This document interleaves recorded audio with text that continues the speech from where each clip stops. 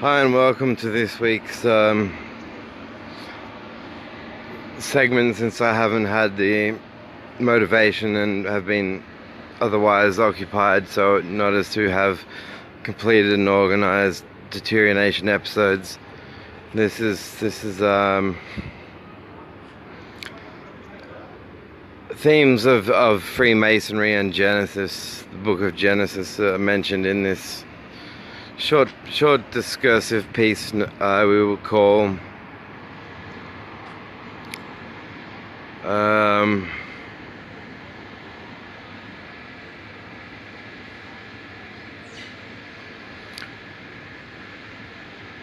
what do I should call it?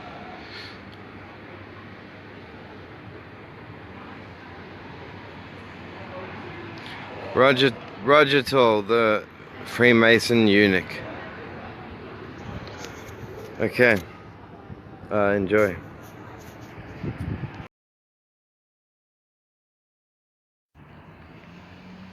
So yes, you might genuinely expect a Freemason to be a person who, if questioned, they feel like thinking, "Whoa, who are you to question me? Why are you questioning me?" And might get angry if you disagree with the point of view. I saw this extend into the environment of the chemist in more than one occasion. So I'd avoid conversations and interactions with Roger or Gary, so much as I could, really. But think about this. Like, to join our church, you just have to prove your whole heart is committed to it before we let you in. It's like the state that a person is in, emotionally. Well, in the case of a wedding, it would be emotionally and intellectually. When they're getting married, sending someone in at the bottom of, you have no real training on teachings of the Freemasons, what their beliefs are, what they stand for, but you've got to put your whole heart in it. That means as soon as you think something's wrong within the teaching, or you have your own opinion, then they'll have what they perceive as the right to turn and yell at you and say, "You put your whole heart in this, and now what? You think you know more than God? You think you know more than the Freemason Grand Poobah?"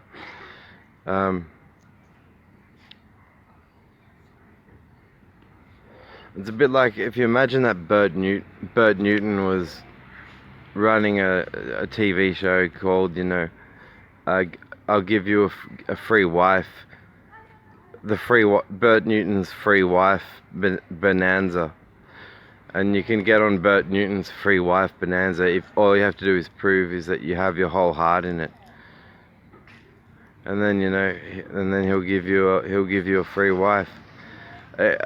If these Freemasons had any integrity, they'd have hundreds of apologists out debating Freemason beliefs in contest with the next generation to be influenced by Bertrand Russell and Professor Einstein and Christopher Hitchens and David Hume and all these people like that,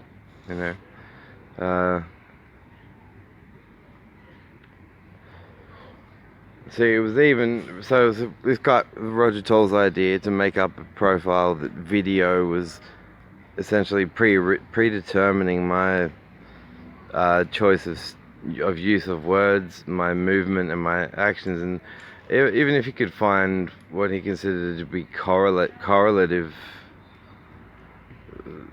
semi-semblant whatevers, the fact of the matter is, and see, David Hume, you'll find, he lived in a century that was shortly after the creation of the Freemasons Church, and he taught a very simple ethic that's it's really the complete undermining of the monkey see monkey do concept, where he says you can never get an ought from an is. And as well, I don't like it when businesses describe, you know, one business abolishing another business, and they say, well, you know, survival of the fittest, or that one was the weakest link. The big fish eat the little one, and whatever. Observing the behavior of animals is not morally prescriptive. So you cannot get an ought. You cannot get what you ought to do just by observing what is going on around you.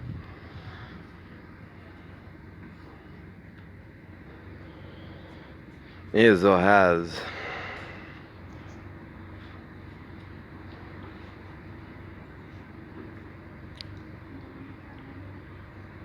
But yeah, to my knowledge, David Hume didn't have any, he hadn't sucked a Freemason's penis. So before writing a treatise on human understanding and treatise concerning religion, in which he challenges religion. The progression from scientists and logicians rationalists coming forward and saying, well, we're challenging religions. Even now, Dan Barker, a former preacher, has a community that he sort of hosts conversations with, where these priests are openly admitting to him, I can't believe what I've been taught to teach everybody. So my job feels completely fake, and it doesn't feel like I'm making any sort of real difference. But this is my only job. What can I do? And Dan Barker will have conversations with them. But the further you go back throughout history, you go 13th century, William Tyndale translates the Bible into English. He thought the church would thank him for it. Instead, the church burnt him, and that proved that the church preferred it if you would approach a preacher in a booth in the back and have him read a verse to you, and you not have your own Bible.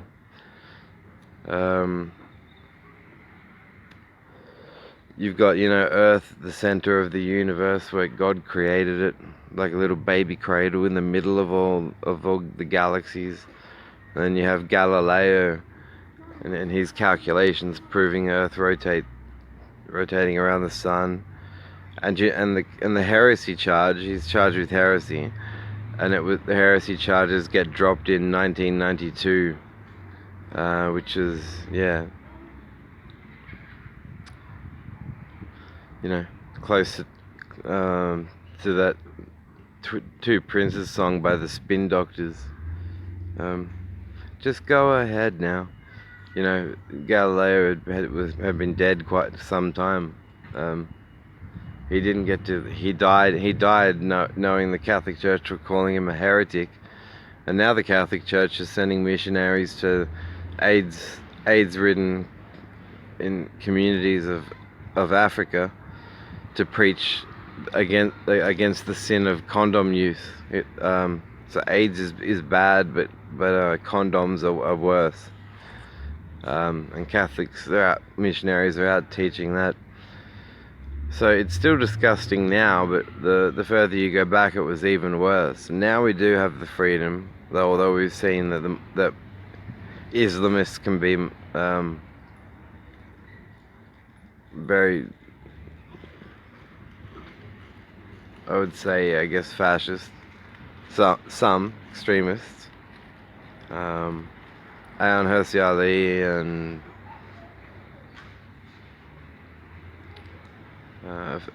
a few others are exceptions.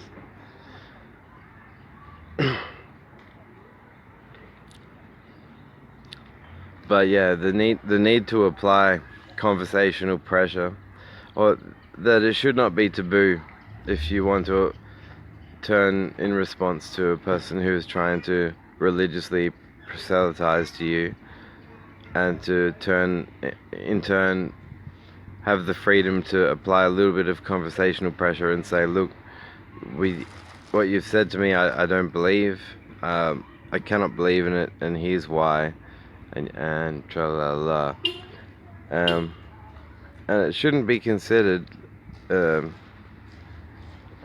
human rights violation. The Human Rights Act should in fact say something about people who choose who are so made that they aren't going to be believers in any theological system at all. What about those people, and how does the Human Rights Act? All they have to do is add a comma in the sentence. Questions of science is what keeps the nucleus together. Remember, the nucleus consists of a bundle of protons and neutrons. Now, protons have a positive charge. What do positive charges do? They repel each other. So you've got these protons in the very nucleus of the atom, and atoms are the building blocks of the entire universe. And yet at the very center of the atom, you have a multiplicity of protons that ought to repel each other. They ought to be driven apart. There ought to be no way you can keep them together. And scientists have pondered since they first understood the makeup of the atom, what is it that holds the nucleus of the atom together? How does that thing stay together? What holds it together? They've been looking for what scientists call the nuclear glue that keeps them from flying apart. Well, now we know. Now we know what the glue is that holds together the entire universe and keeps it from flying apart. It is Jesus Christ. In him. Okay, I think.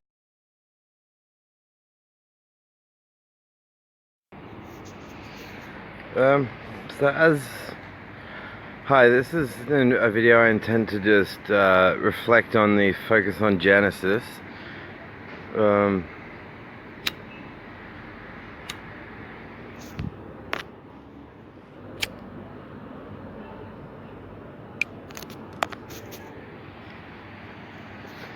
But only after I lighted a cigarette. I wanted to get it out of the way, and so, as you can see, the different ways that we can discuss it points something interesting out, which is that there is no way that story plunged people into such a fucked up mind state that went on for what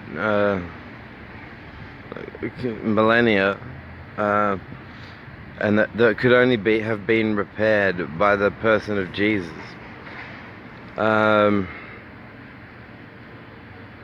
What I sort of see, to sum it up, is like the state of origin, but instead of New South Wales versus Queensland, it's inbreds versus bisexuals. You know, and so they like to say, oh well, maybe they had to inbreed. That's what Genesis teaches. It teaches that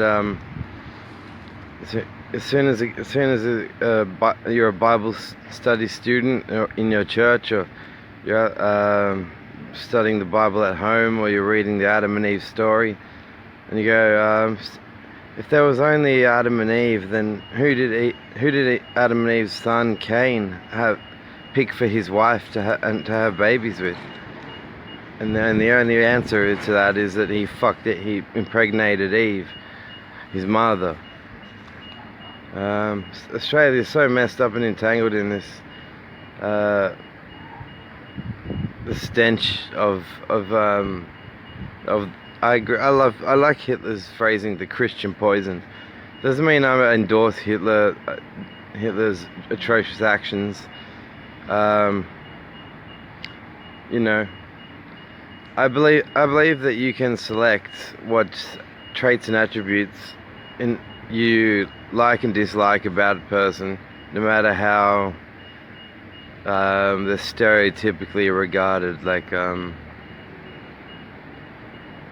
mean, I could say to you, like, oh, did you just go to the toilet and do a shit and use toilet paper? And you might go, well, Yeah, I did. And I'll go, well, don't you know that Adolf Hitler used to sit on toilets, and he used to take shits and piss on toilets and then wipe his ass and flush? Like, are you trying to copy Adolf Hitler? Like, how dare you? Don't you know he burnt? Don't you know he burnt 6 million Jews? So there's this stupid, like, when I say I like his terms, the Christian poison. He didn't even go all the way though in getting away from it. You know, Hitler kept his soldiers' belt buckles embossed with the words "Gott mit uns," meaning God with us. So Hitler didn't go all the way and know what it means to experience deconversion.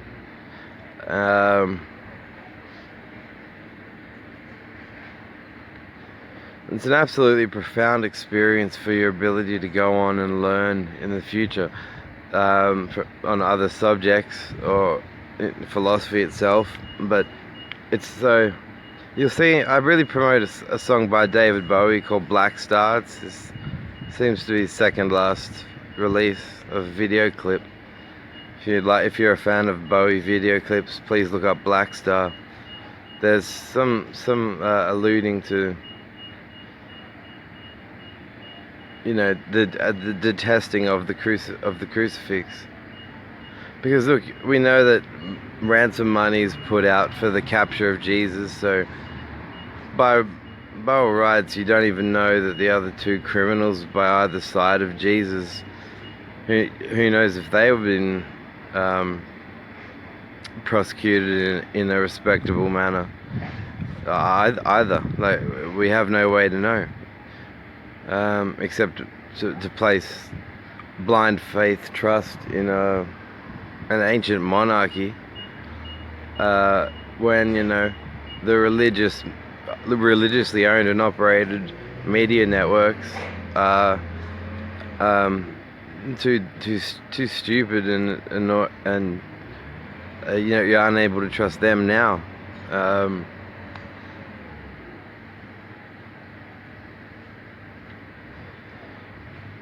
So, you know, we don't have all the facts, but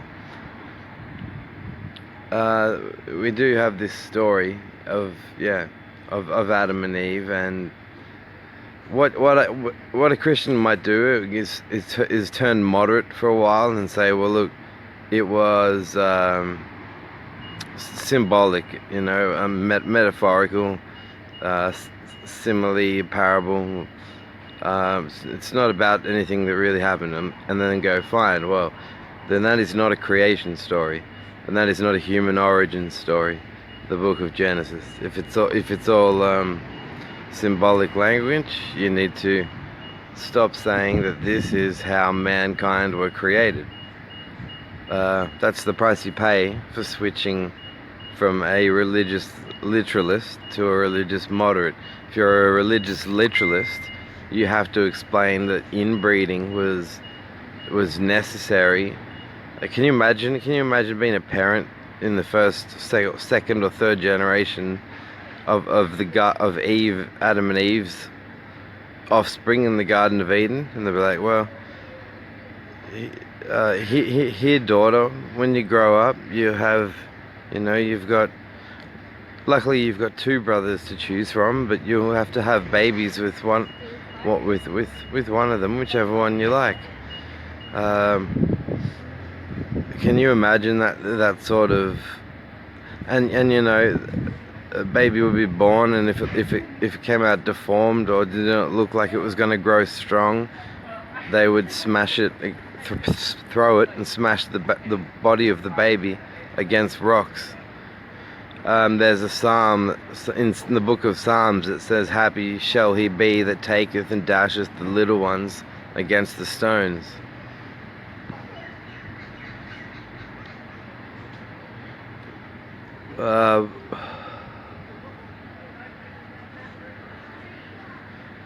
So yeah, you're not able to think or write not only logically but poetically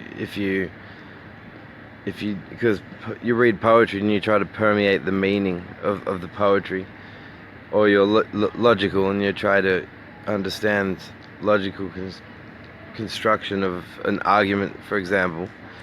And you can't do that when looking at the book of Genesis without arriving at these disgusting conclusions. And yeah, once it's a metaphor, then what? The Bible should have had, it should have had like something like evolution discussed as its origins account, and then said, oh, now coming up next is a metaphor called Genesis about a Garden of Eden. Hope you enjoy. But are they gonna do that? No. You know, once the state, yeah, moderates don't really seem to. They're very odd flip-flop concerning the Bible. Where do you stop? You know, an all-loving God is destroyed by Isaiah 45:7. So, what do they do? Say, oh well, that means that does mean it's admitted biblically that when, you know, someone gets AIDS or cancer, or a kid is born deformed and told he'll have 2 years to live, all of this injustice is claimed in the book of Isaiah 45:7 to have been created by God. He created it and intended it all.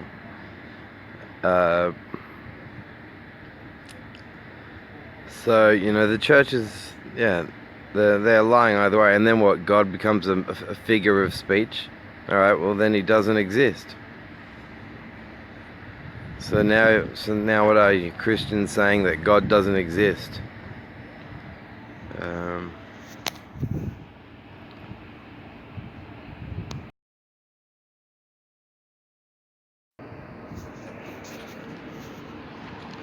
So now, sorry, so yeah, it's my Rammstein Rosenrot.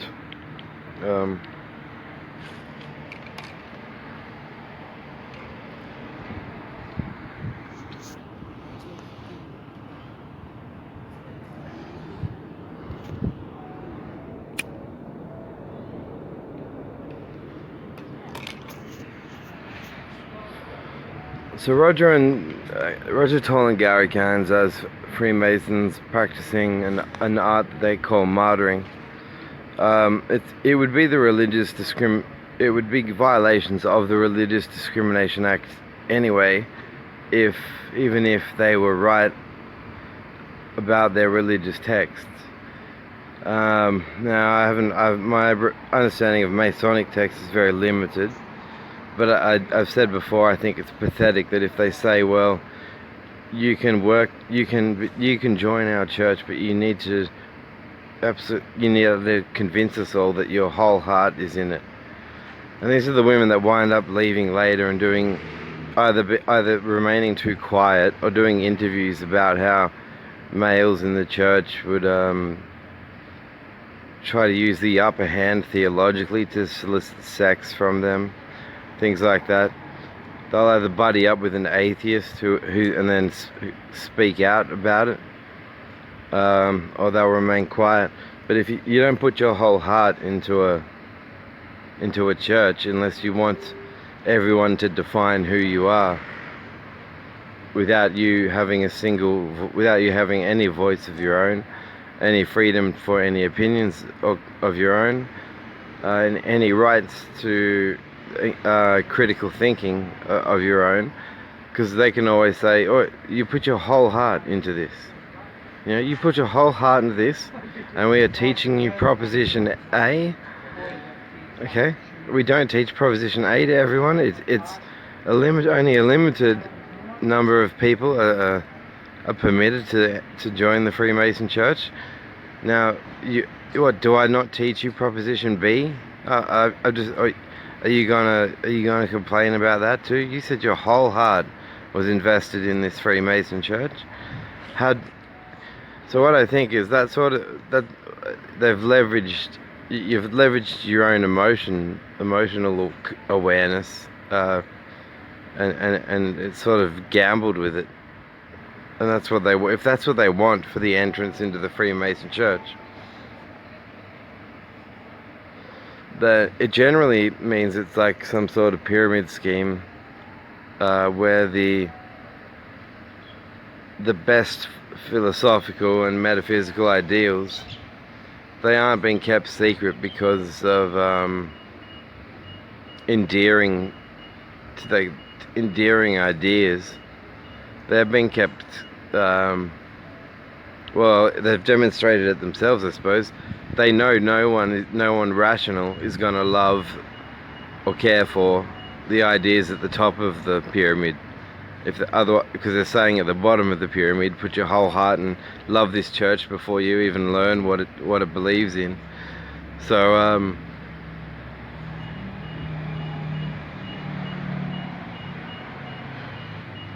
yeah, church of cowards, really.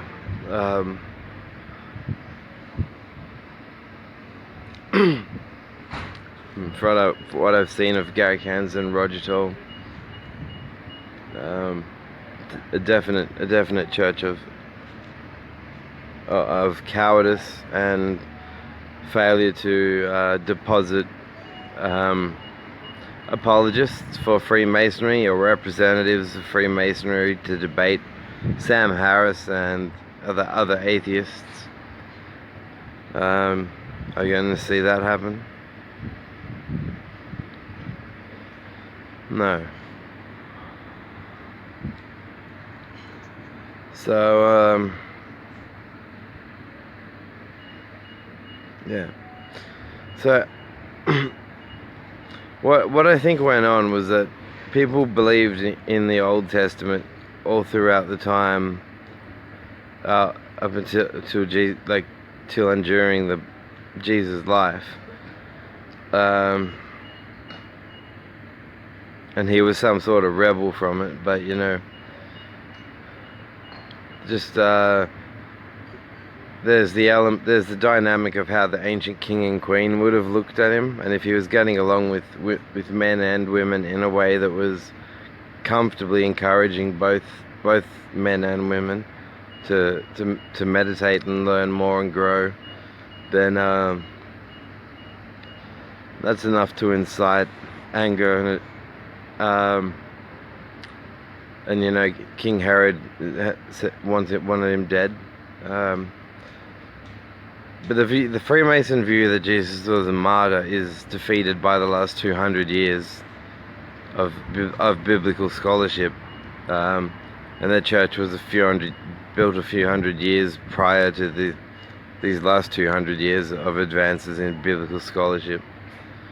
So why is it that they'll try and advance and keep up to date with selling new pharmaceuticals, but they won't keep up to date with what's going down with their theology? Now, essentially, those conclusions, and I've said them before, and I'm just reminding them. You know, identify texts in the book of Mark that you think constitute Jesus to a martyr, and tell me about them. Because, yeah, if Mark was the only one written in AD 70, and then Matthew and Luke already were holding it in their hands, then they wrote off it and they added a whole bunch of their own mumbo jumbo. And people tend to focus on the miracle stories that appear, but consider also the socio-political statements that he makes. They're more rebellious. They're more like him. They're more like the things he would say if he was wanting to start a fight with the authorities at the time, like he was asking for it. But you don't really find that sort of Jesus character in the Gospel of Mark. So, but can you imagine if scribes later, imagine that they suicided him, called it a human sacrifice instead, and then murdered a completely innocent person. Then the ancient monarchy would want to whitewash themselves and wash their hands clean of the corruption that they had now passed on to them. So they go, well, how do we do that? Maybe they were intimidating these scribes that wrote these other 4 gospels. John's is a gospel that I can't take enough drugs to write a gospel as wacky as John's, and I wouldn't want to, because it would offend good writing, and it would offend drugs. But John's gospel presents the whole story as if it was Jesus being sent, like Keanu Reeves is sent into the Matrix. It's like God inserted Jesus into the knowing full well about his imminent death, knowing full well about everything, but doing it anyway. And that's where they get these posters of "I love you this much," and his arms are spread out, and he's nailed to a cross and dead. And so you'll definitely find ask any preacher that tries to preach a sermon to you that suggests that you should be feeling guilty for the crucifixion of Jesus. Approach them and say, conversely, do you accept beliefs that human origins involved in incest by necessary inbreeding, and children getting told they were going to have to grow up to fuck their siblings? Are you a believer in that incest? And then if they say, well, if they go, I suppose that is what's admitted in the Bible, then say, well, look, maybe you have no right to try and preach that the death of Jesus was the fault of the congregation of this church.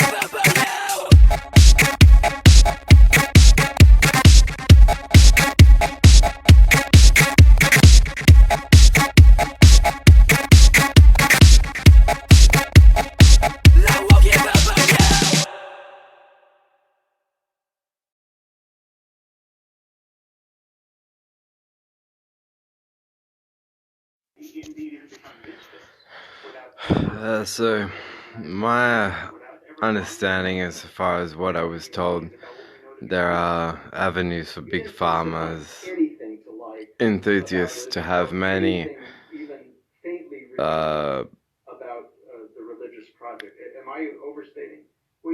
ripe for exploitment. You know, you need to put monism out of the way and realize that our language lacks a lot of the detail in its development necessary to cover all bases to the extent that certain phrase of words could mean only one thing or refer to one particular state of affairs, reality, sense. Some debaters say words have no such thing as definition, merely usage. Usage changes over time, so. But one of the most consequential moral problems we've ever had to face as a civilization. First of all, it must be conceded that there are no books in Scripture more heinous than the books in the Hebrew Bible, like Deuteronomy and Exodus and 2 Samuel. I mean, these are the books where it is just spelled out. I mean, I'd find it hard to believe that the Freemasons have procured such a phenomenal extent of space devoted to allocated to themselves and under religious freedom legislation, and claims have been discriminated against by whoever else, that men like Roger Toll and Gary Cans have space to scientific progress, and we're not burning witches on street corners. You know, Anymore. take That's a Niels good thing, Bohr's but we should principles in their own hands and try and raise the nose in you most see, of the because Muslim you could be world. parents who say you were both Christian and you were teaching your kid who's 3 or 4 years old that God can speak to her in her sleep, and then she starts hurting herself, and all she has to report to the doctors is that she could hear voices, and all the two religious parents failed to consider was that their religion was not only untrue but harmful in their offspring's case. And then you would have a case for a psychiatrist of a patient who's suffering from hearing voices. But you know, and hearing voices can mean a lot of different things. It can mean that the woman who was taught that hearing voices means you're sick meant that after she'd drunk 4 Bacardis at a insomnia nightclub party by about 1 p.m. She goes out into the smoking area and she can hear more than 10, 12, 15 different people talking at the same time, and hearing all their voices induced nausea in her and made her vomit. But then there's the most empirically exploited dimension, which is where radio can be used to essentially take what gets conflated at non-private sector institutions level with the perennial conducting of a pharmaceutical company owner's neuro study test sequences with if they're reported on, then the citizen will be recognized to be hearing voices, not the equipment that the private sector businessmen have is a quantum form of radio. These were all college educated. Many of them had PhDs. I mean, it's just not the religion really. No, what a rot. Really. The most important variable, and what is actually right on the surface of the scene is that these people are telling. You got in the Christians' Bible, they talk of Moses leading the Israelites out of Pharaoh's oppressive slave holding in Egypt, and he frees them and takes them to Mount Sinai, and then he comes down with the 10 commandments on 10 stone tablets, which include listing stipulations for how to, well, assuming the possession of manservants or maidservants. Essentially, slavery was still being endorsed by the Mosaic laws, so he leads them out of Egypt as slaves, only to teach them about a slavery of a new kind, and then the people have problems with that, and they're worshipping golden bull calf, and he smashes the tablets and orders a mass suicide so that they could purify themselves. And you know, nowhere in the Christian Bible is slavery is contempt expressed against slavery. Nowhere is it repudiated. Nowhere is it held in contempt, be it Old Testament or New. The letters of St. Paul, Christians, be obedient to your masters, particularly your Christian masters, for they are also your brethren. Jesus never spoke out against slavery and people being held in slavery. So when I think of Christians saying that Jesus set them free, I think he set them GST free in terms of a tax-exempt status for their pathetic little hypocritical church businesses. You know, but yeah, if you're not prepared to look into a textbook and go, well, the Doppler effect, it's a quantum effect known to apply to light waves, sound waves, Why doesn't it apply to brainwaves? Oh, because my church Sunday school once taught me my brainwaves aren't quantifiable under the Constitution, that they're a soul, and that quantum physics wouldn't have no way of ever studying my brainwaves, even if I'm praying and pointing my the emotional nerve center of my brain to all their radars. You know, the first thing you surrender in believing in a God is your right to privacy, and it means a lot to me. The right to privacy. The Privacy Act's important, but are you not a hypocrite to both believe in the Privacy Act and in an all-knowing, all-seeing, and all-loving God watching over you and planning your whole life for you?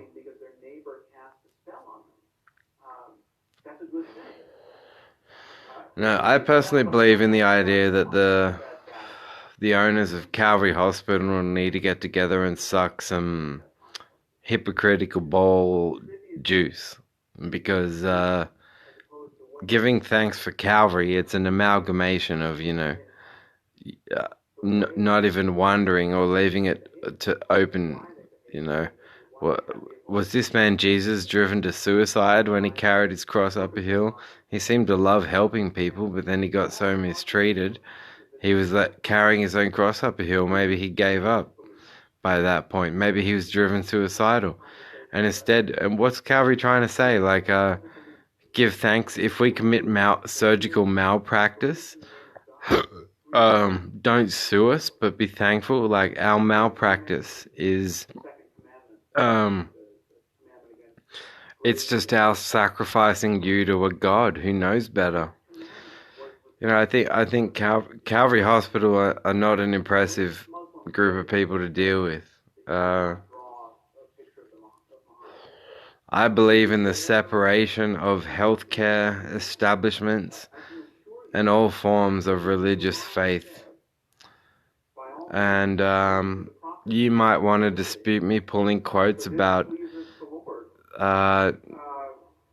non-Hippocratic oath related texts pertaining to the philosophy of Hippocrates, but Hippocrates is considered the father of medicine, and his principles were founded on doing no harm.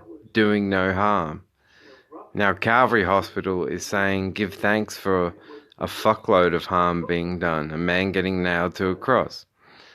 So why are they Hippocratic and abiding by principles aimed at doing no harm towards you, if their whole fucking building is named after giving thanks for a lot of harm being done? They've defied the Hippocratic Oath as an institutionary name. Just to what? Imply that, you need Christianity to be a good patient? They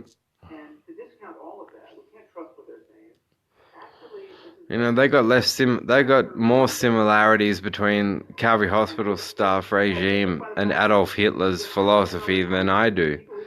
I like statements from Adolf Hitler such as let's do away with the Christian poison. And when he talked about willpower, that was smart. But Calvary Hospital naming themselves after giving thanks for a long-haired poet's murder, yeah, I think fuck them. They're the most insulting hospital within the parameters of the ACT.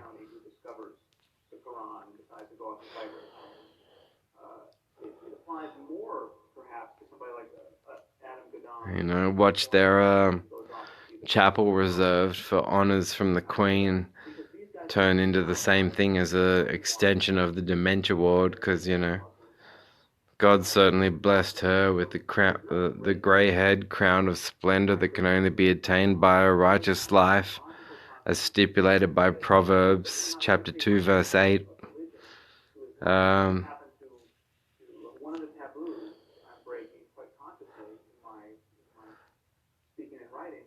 noticing that our religions are actually different. No, healthcare is the best hideout for religious crims now, I think. They don't teach it equally well, but we are not going to have a They can figure from all their chanting and worship songs that Hippocratic Oath and Hypocritic Oath are just it's a matter of phonetic trivial difference, doesn't really amount to anything. you can justify any sort of violence by recourse to the principle. To argue that the core principle of Islam is nonviolence. So yeah, fuck Canberra. Fuck Canberra. Fuck Canberra. Fuck the ACT. Fuck Canberra.